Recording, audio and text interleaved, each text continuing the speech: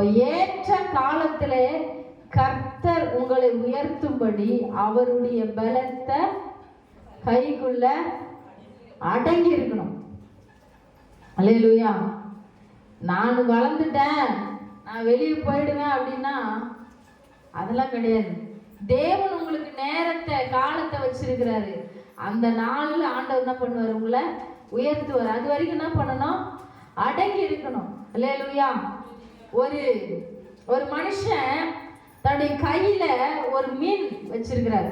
தண்ணியோட ஒரு மீனை வச்சு என்ன பண்ணிட்டாரு? மூடிட்டாரு. மூடும் போது இந்த மீன் தண்ணியில இருக்கும் போது எப்படி இருக்கும்?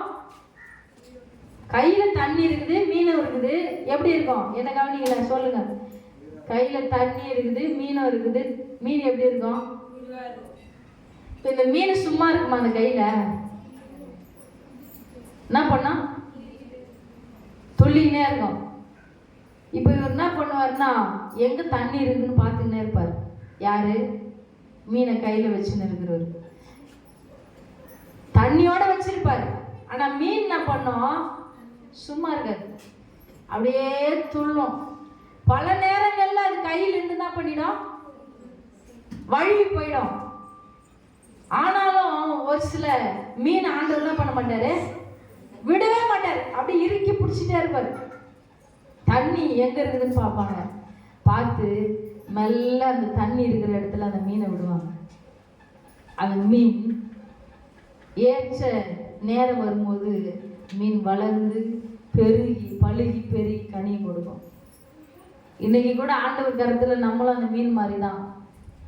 ஆண்டவர் தண்ணியோட ஜீவனோட வச்சிருக்கிறாரு. ஆனா நம்மளும் சீக்கிரமா நான் வெளியே வந்துடணும். உள்ள இருந்து சீக்கிரம் வெளியே வந்தா ஆயிடுவோம், உயிரோடு இருக்க மாட்டோம். அப்போ தேவனுடைய கரத்துல நீ அடங்கி இருக்கிற வரைக்கும் தான் உனக்கு ஜீவன்.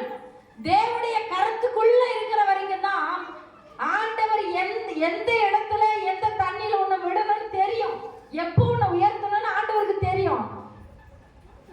நம்ம ஆண்டவர் சமூகத்தில் அவருடைய கையில அடங்கி இருக்கணும். ஏற்ற காலம் உங்களுக்கு வரும் வரைக்கும் அவருடைய பலத்த கைக்குள்ள அடங்கி. ஏன் அடங்கி இருக்கணும்னா, நீ எந்த இடத்துல இருந்து ஆண்டவர் தூக்கினாரோ அந்த இடத்துல ஆண்டவர் உன்னை உயர்த்தும் வரைக்கும் ஆண்டவர் சமூகத்துல யாரையும் அற்பமாய் நினைக்காதபடி அடங்கி இருக்கணும். தேவன் உன்னை பாதுகாக்கும்படி அடங்கி இருக்கணும். தேவன் உன் பிள்ளைகளை, உன் சந்ததியை ஆசீர்வதிக்கும்படி அடங்கி இருக்கணும். அல்லேலூயா.